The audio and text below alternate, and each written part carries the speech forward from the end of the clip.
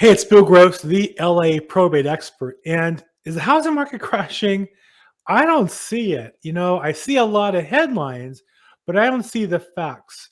As I get ready every week to take a look at the market to prepare myself for the week, I like to look at various sources, but I was struck in YouTube this week when I just searched under the words housing market and just took the last 30 days. What I found was an article about Zillow's revised housing predictions. Of course, they want to make themselves look good as they got out of the market.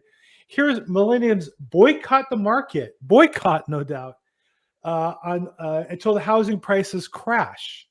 That might be a long wait. So what they're saying is the whole generation is going to miss out. Here's Robert Kiyosaki, who's a genius. Zillow housing market collapse is happening, he's saying right now. Number one, like home prices aren't dropping, he says right now. The home price is actually going down.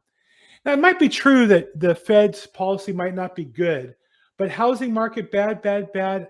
I don't really see that in the market as I live in it every day, working with home buyers and sellers. Certainly it's different, but I'd like to share with you, I think, four key indicators that I look at, four pieces of data that I think are critical to where the market is and where it's heading. And let me share them with you right now. So let's go back to my screen and we will go to investors are flipping more. Here's an interesting factoid. Investors, the headline was their profit trends are down. The percentage that flippers are making on a property has gone down, but the gross profit is near the all-time high. The only months they ever made more were in the summertime of this past year.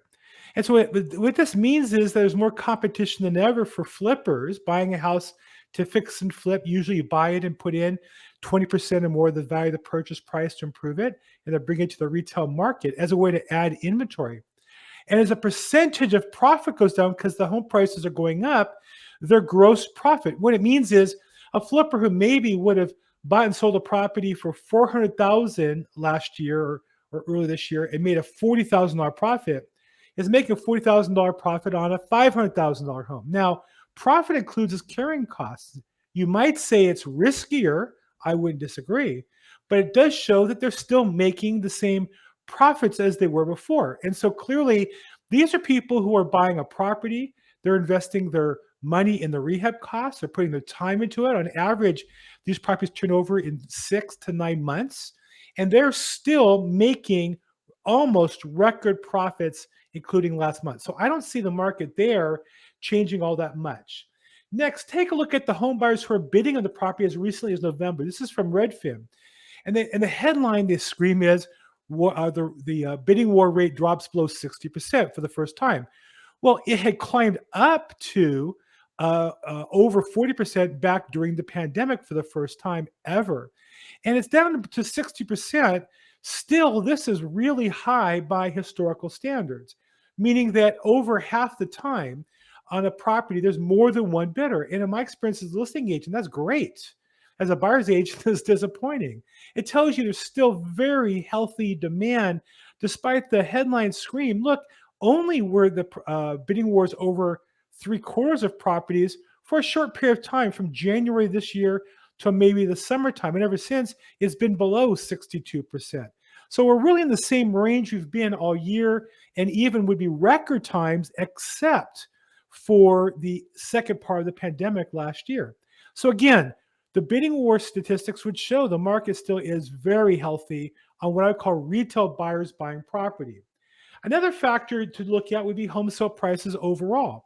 And here's three different color graphs, the red being 2021, the blue being 2020, and the gray being 2019. And what you're going to see is that the home prices have gone up. It's still on a slightly upward trajectory, whereas in last year, normally this time of year cools off a bit. Not during the pandemic year, but that was a weird year. So the prices are still going up over last year, and actually, as it sits now, looks better this year than last year. And we know that this past year was a record year. So I would say overall, the home prices are still pointing, as of November, in the right direction. And then I think the most important factor that says, are we headed towards a crash? Absolutely not anytime soon. Maybe a slowdown a bit. Take a look at the inventory. And you see there again, red is this year, blue is last year, and gray is the year before. We are record low inventories we're now averaging, this is the number of homes for sale, a 4-week rolling average. And you can see, as always, the number of homes drop this time of year. That's common. But look how much below the prior 2 years. We're over 25% below last year and about 50% almost below 2 years ago.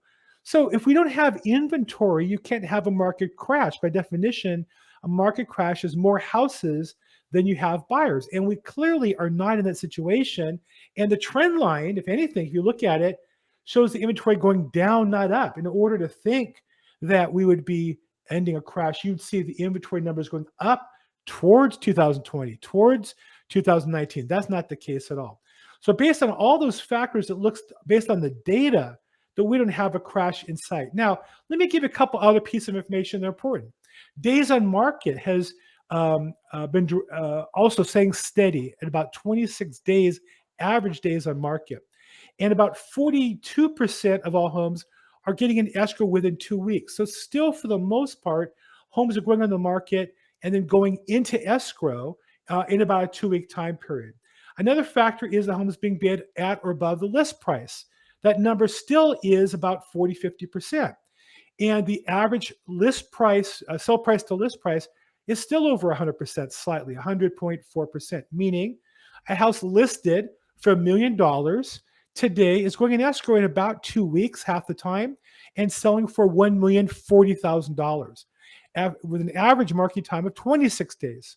So a home seller can sit and wait a few weeks and still expect to get the list price. All of these factors, I believe, point to a very healthy residential real estate market. Now, there are localities that are different. Obviously, with Omicron, if we have tremendous lockdowns, that could adjust the market. It could adjust the economy in certain local areas. But generally in Southern California and generally across the country, all factors point to a healthy residential real estate market right now and for the next few months.